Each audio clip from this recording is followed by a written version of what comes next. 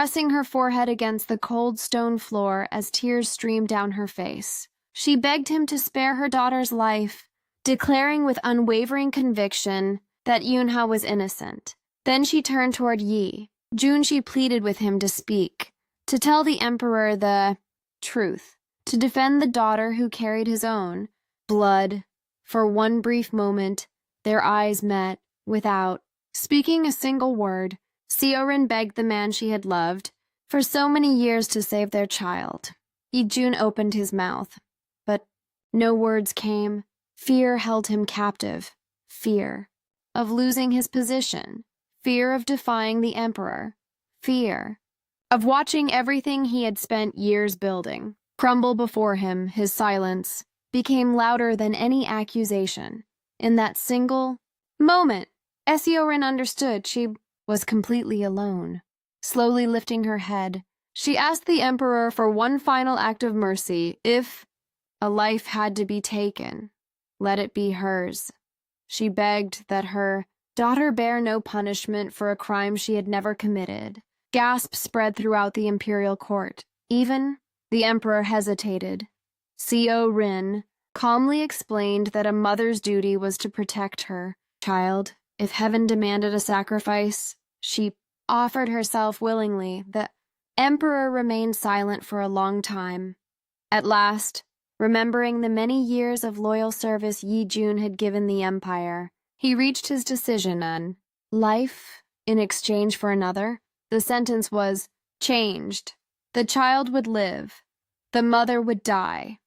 Yunha screamed until her voice broke. She struggled desperately against the guards restraining her, crying that it should have been her. Instead, Seo-rin turned toward her daughter. Despite the chains binding her wrists, she smiled.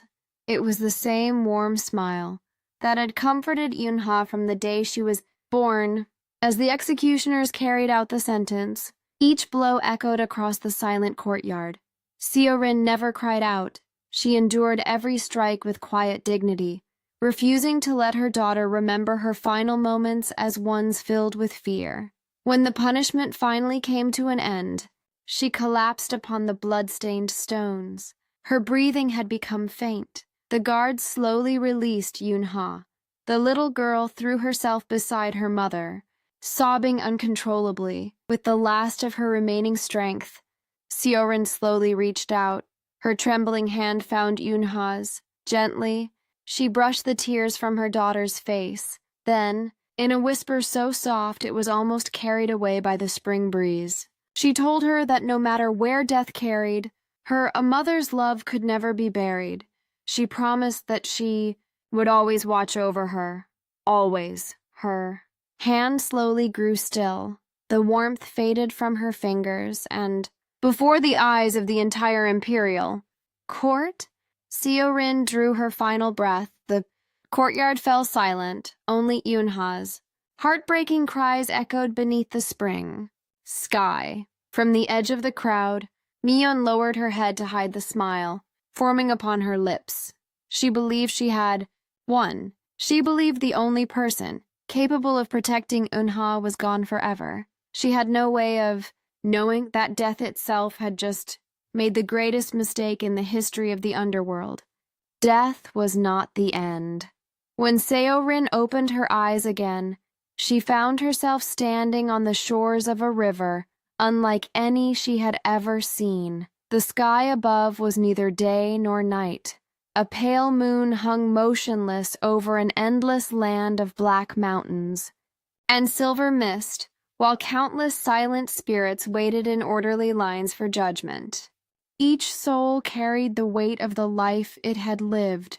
Some wept, some trembled, others walked forward in silence, accepting that their stories had finally come to an end. Seo-rin did the same. She believed her sacrifice had saved Yunha, if her daughter was alive. Then dying had been worth it. She quietly stepped forward with the others until she reached the Hall of Reflection. Every soul, before crossing into eternity, was granted one final glimpse of the person they loved most. A vast mirror stood at the center of the hall. When Seo-rin looked into it, she expected to see her daughter smiling. Instead, she saw a nightmare. 10 years had passed in the world of the living. Yun-ha was no longer a little girl. She had grown into a beautiful young woman, but there was no joy left in her eyes. The promise Seo-rin had died to protect had been broken. Yi-jun had done nothing. After Seo-rin's execution, he allowed Mion to become the legal wife of the household. The servants loyal to Seo-rin had all been dismissed. Yun-ha had been stripped of her position as the legitimate daughter and forced into the servants' quarters. She washed clothes, scrubbed floors, carried heavy buckets until her hands bled. She was beaten for mistakes she never made, insulted for crimes she never committed. Whenever she tried to defend herself, Yi-jun remained silent. His guilt had slowly turned into resentment. Instead of admitting he had failed his daughter, he convinced himself she reminded him too much of the wife he could never face again. The mirror continued to reveal one cruelty after another. Mion broke Yun-ha's engagement to the young marquis by spreading the old accusation that she had once tried to murder the crown prince. No noble family wished to be connected to such disgrace. The engagement was transferred to Sun-hee instead. As for Yun-ha, she was sold into marriage to the son of a wealthy merchant, a cruel and violent man nearly twice her age. The wedding was not a celebration, it was another punishment. That very night, bruises bloomed across her arms as she fought to protect her dignity. Seo-rin reached toward the mirror, tears streaming down her face. She called her daughter's name, but the mirror showed only silence. Then, a crack appeared. The spirits nearby gasped. The hall of reflection had never been damaged. Another crack spread across its surface. Then, another, until the entire mirror shattered into thousands of glittering fragments. A terrifying silence fell over the underworld. The judges stared in disbelief. No soul had ever broken the mirror of reflection.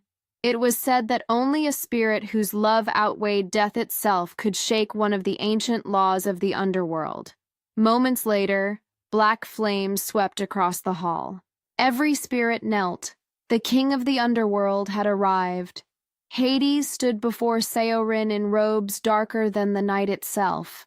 His gaze was calm, ancient, and unreadable. He asked why she had defied the natural order. Seo-rin did not bow. She simply fell to her knees and begged him for one thing. She wanted to return to her daughter. Hades refused. The dead could not return to the world of the living. Such a law had never been broken. Seo-rin accepted his answer, but she refused to move. Days passed, then months, then years. Every punishment the judges imposed, she endured without complaint.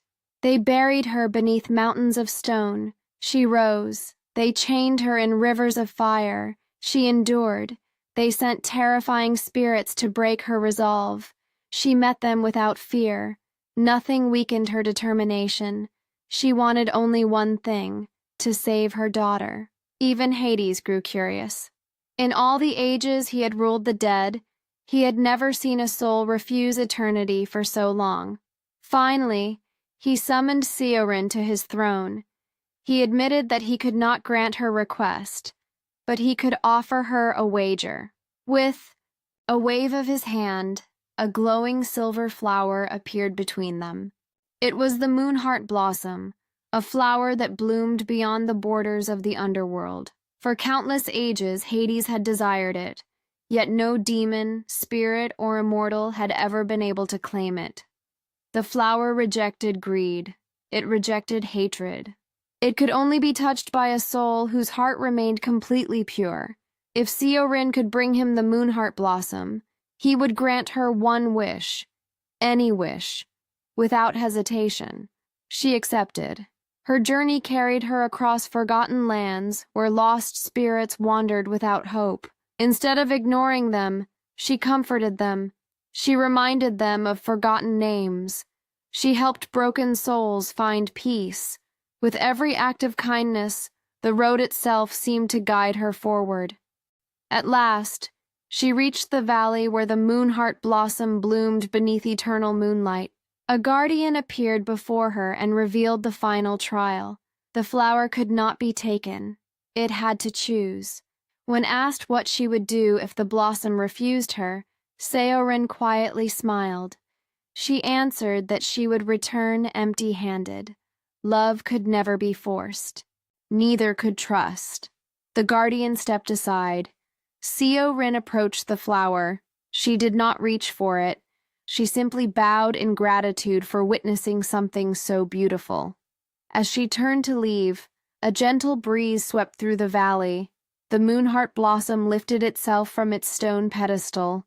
It floated quietly through the air before settling gently into Seo-rin's open hands. For the first time since the world was created, the flower had chosen someone. Far away, in his dark palace, Hades slowly smiled. He had offered the wager expecting her to fail. Instead, a mother's love had accomplished what neither gods nor demons ever could. Seo-rin returned to the throne room and placed the moonheart blossom into Hades' hands. The king of the underworld looked at the flower for a long moment before asking what wish she desired. Without hesitation, Seo-rin gave her answer. "I don't ask for my life back. I ask for another chance. I want to be reborn." Hades nodded slowly. Then he raised one hand. He warned her that she could never return to her own body. Her old life had already ended, but fate could still open another door. At that very moment, in the world of the living, an elderly noblewoman named Lady Han drew her final breath after being poisoned by her own son, and as one soul departed, another began its journey home.